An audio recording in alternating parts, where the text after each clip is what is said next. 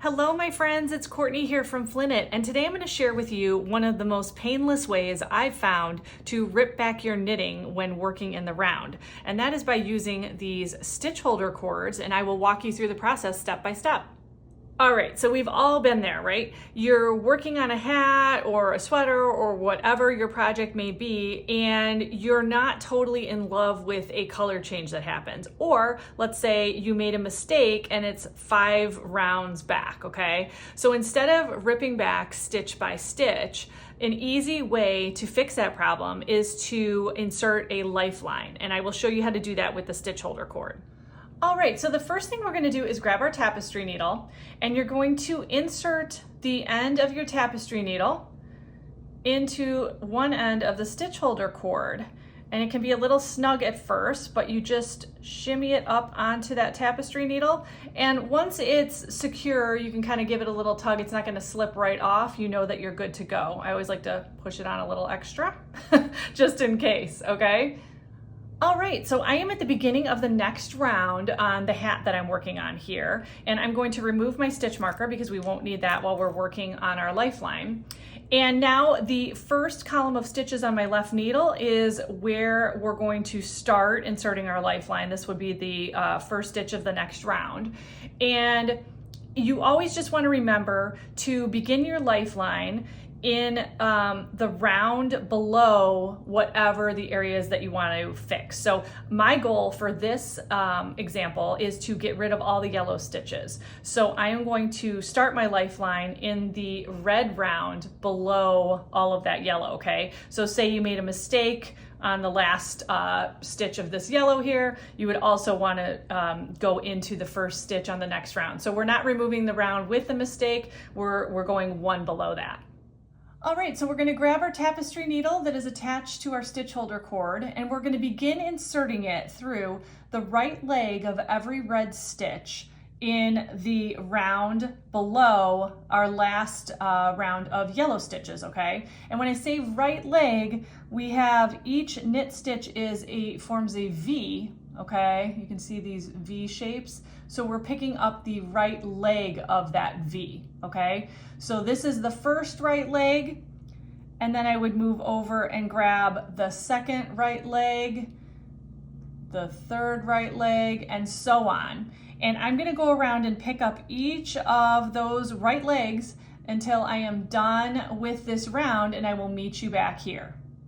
All right, so you can see that I have woven my stitch holder cord through all of those right legs of the red stitches below my yellow, and we are ready to rip back yellow so we can begin working with our red again.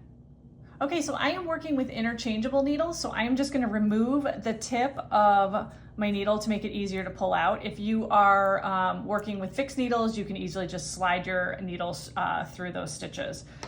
And now we just remove our circular needles in the cord, and you can simply just start pulling back on your stitches, okay?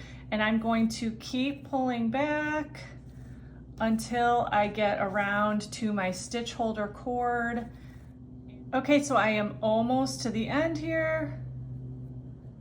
And there we go. We pulled out the last part of our yellow, and we are back to all of our red stitches on our stitch holder cord.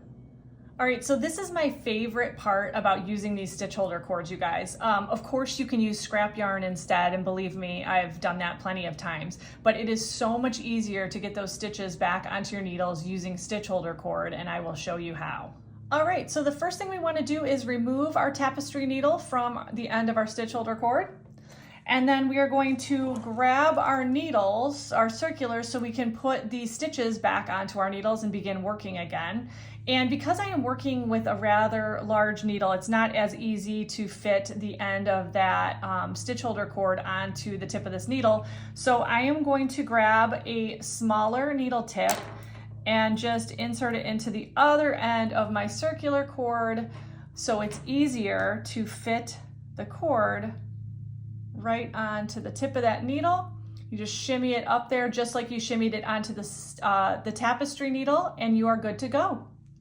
All right, so I have pulled my circular needles all the way through and gotten all those stitches off my stitch holder cord. I'm ready to remove my stitch holder cord from the tip of my needle, and I want to continue working with that larger needle I had on before, so I simply unscrew the smaller size and put back on my larger tip here. And now I am good to go, okay?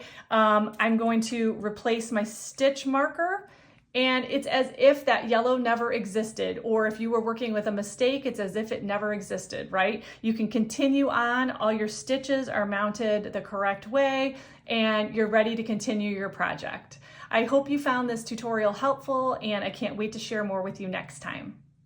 Follow me on Instagram at Flinit to see what I'm working on next.